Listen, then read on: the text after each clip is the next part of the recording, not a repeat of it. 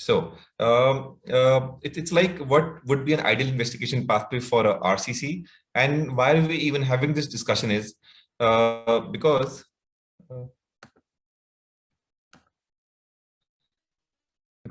generally there is a imaging bias, and even by demographics, we would see that how RCC varies from males to females. Generally, it's lower down in terms of the most common cancers and pretty low down females. And though there are estimated new cases globally in huge numbers, and most commonly generally seen in adult patients ranging from 55 to 74, and the median age is around 64. And recently we have been seeing that there are now more number of cases that are being diagnosed RCC, and majority of them are generally diagnosed incidentally. So that's something to make a note of, and that's why it becomes all the more important in terms of how should we go ahead and investigate it. So actually, probably because of imaging now, a lot of these patients are getting scanned for various reasons. We have seen how during COVID, a lot of patients underwent CT scan, CT chest, but yes, a lot of them underwent even abdominal imaging. And for various other reasons over the last few years, as imaging has picked up, we have seen there's a globally increase in small clinically localized renal masses, that is stage 1, that are picked up incidentally. And that's actually depicted pretty well in these graphs also, where we see that almost 65% are localized, that is confined to the primary site. And that's the majority of cases that are being picked up. Again, shown in this graph, where stage 1 is pretty high up. And as you can see, as the years are passing, the incidental pickup of small lesions is only increasing. So what does NCCN talks about in terms of how initial workup should be? And so this list actually is all that summarizes and is the gist of how to go forward in terms of routine blood work analysis.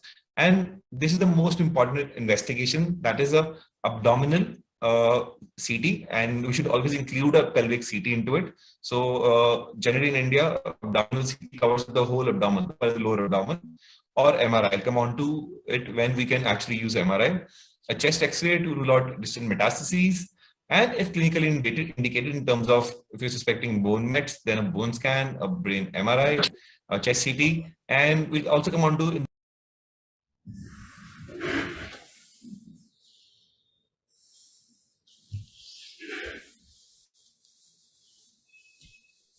We lost the coverage, is it? I think Dr. Abhishek has some network issues. Okay. I think he has rejoined.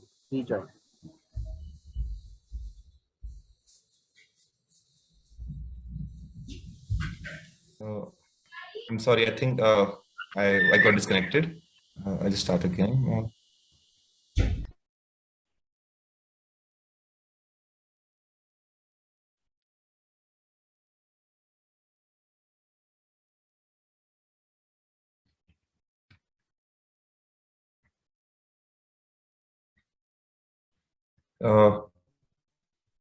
So was the slide seen? So in terms of the stage migration, am I audible, sir? Yes, yes. Yes, sir. You're audible. Okay. Yeah, sorry. So I'll restart from this slide. Again, as I've told you, the small lesions are the ones that are being picked up more commonly now because of increase in the number of imaging scans that are being done. The NCCN guideline is something that highlights and gives the gist of all what we need to do for a RCC in terms of a suspicious renal mass. And apart from routine blood work, we need to do abdominal CT. We can supplement it with MRI in certain indications, a chest X-ray to look for lung metastases. Then in terms of if you're suspecting bony mets, then a bone scan, MRI brain for the brain mets, a chest CT sometimes is indicated, and even biopsy will be indicated in a particular set of conditions. So when we talk about evaluation of a renal mass, these are the various imaging modalities that are available: a renal ultrasound, IVP that we have traditionally been studying in our PG days, and clinicians are used to it in olden days. As this contrast enhanced CT abdomen is in the middle of it, so this highlights that's in the center of a patient with a suspected renal mass or a RCC. So this investigation is the center of what we need to do and further how we need to treat such patients. MRI abdomen can be done in cases, in certain cases. The indications, I'll come on to it shortly. Arteriography, PET scan, and biopsy, with in certain indications only. We'll start with the basic one, the renal ultrasound one, and it is kind of the first study in any suspected renal mass, and generally picks up majority of the asymptomatic renal masses also. The advantages are it is non-invasive, it is accurate and relatively inexpensive. It can differentiate pretty well amongst the solid versus cystic mass. It provides a good diagnostic information. However, it lacks in certain things, such as it's difficult to comment on extrarenal extension when it is a pretty marginal one. A renal involvement can be difficult to comment sometimes. Again, lymph nodes, if they're small and perirenal, they cannot be picked up very nicely. And again, similarly, infiltration of adjacent viscera also.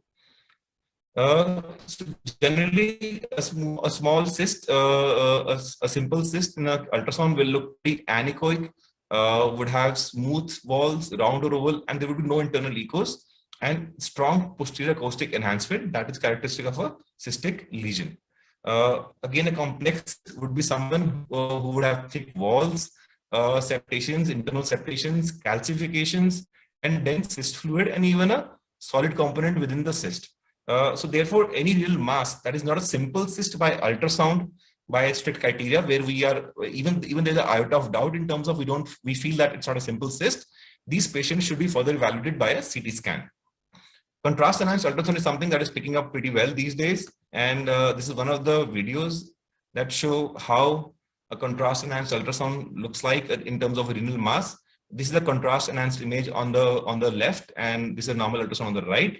So you would see just how, focus the attention toward the central hyper enhancing mass. So that's the RCC that is hyper enhancing, and vis-a-vis, this is how it looks like on a grayscale.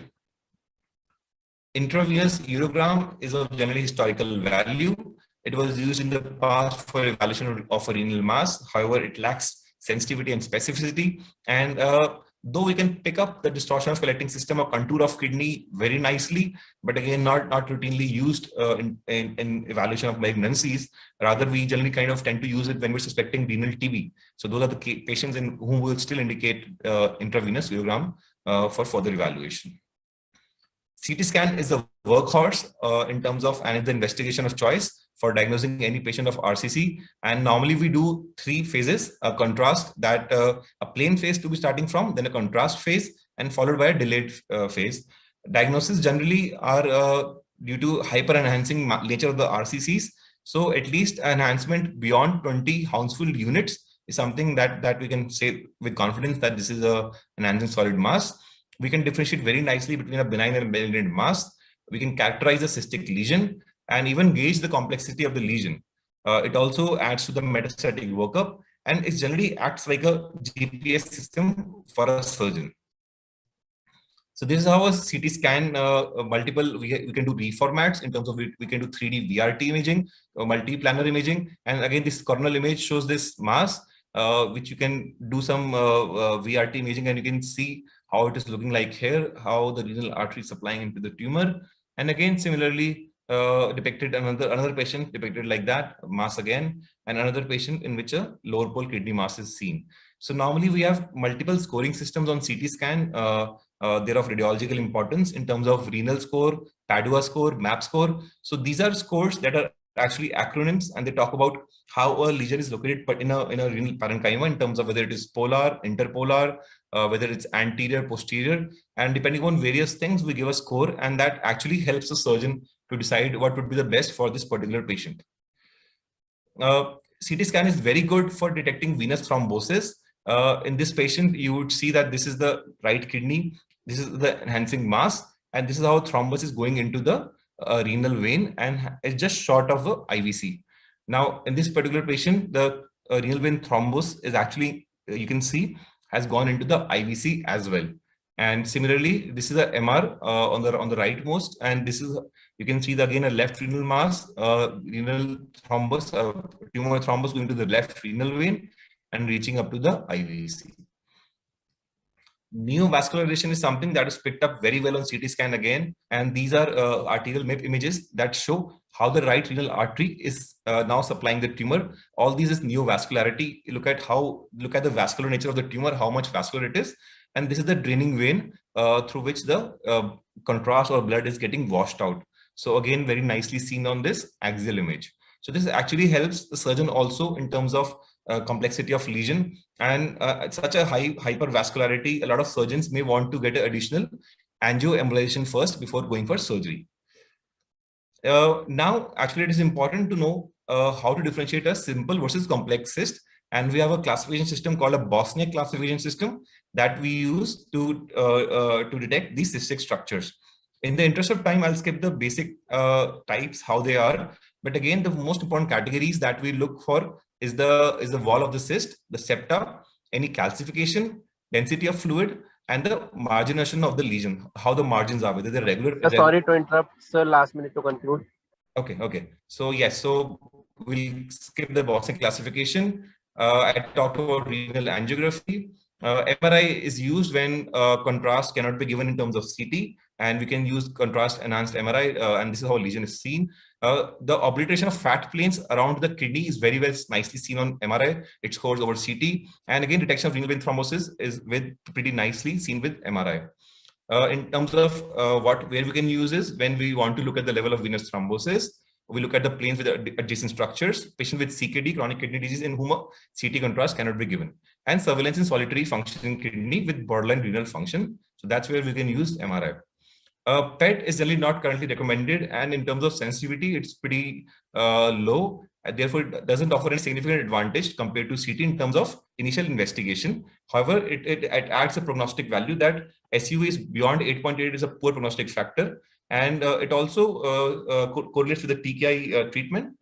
So post-therapeutic reduction in SUV max correlates with a good PFS and overall survival. This is a kidney function nuclear medicine investigation that can be further done. I'll skip these images. Again, biopsy is generally not universally indicated. Again, has a lot of false negative results. I'll show you this final statement in terms of when we need to do a biopsy of solitary renal mass. Histological diagnosis remains a concern, and biopsy sensitivity decreases and failure rate increases as the size of mass decreases. So therefore, we have to consult the patient for a negative, false negative result as well. Subtype determination is possible in almost 93% of the patients, but IHC is necessary. Therefore, it is kind of in terms of whenever it's doing a setting of solid renal mass, a renal mass biopsy is not required. However, for young and healthy patients who are unwilling to accept the uncertainties associated with the biopsy, or older or frail patients who will be managed conservatively independent of the biopsy findings. So these are the patients in whom we can do it. And when a mass is suspected to be a hematological, a metastatic, inflammatory, or an infectious etiological mass. I'll skip this again. In terms of the take-home message, ultrasound is a very good initial investigation which may guide further investigations. The ideal is a pre and post contrast and CT and MRI when kidney functions are deranged. Patients who cannot receive IV contrast, non-contrast CT or MRI is more useful. Chest X-ray or chest CT for look for any pulmonary metastases. Bone scan to look for any bone pain or elevated ALP patients to look for any bone metastases. Brain imaging when neurological symptoms are seen to look for brain mets. PET has a limited role in the routine evaluation or staging of RCC. At present, role of biopsy is in selected cases only, and there is no role of tissue diagnosis in RCC when surgery is contemplated. Thank you.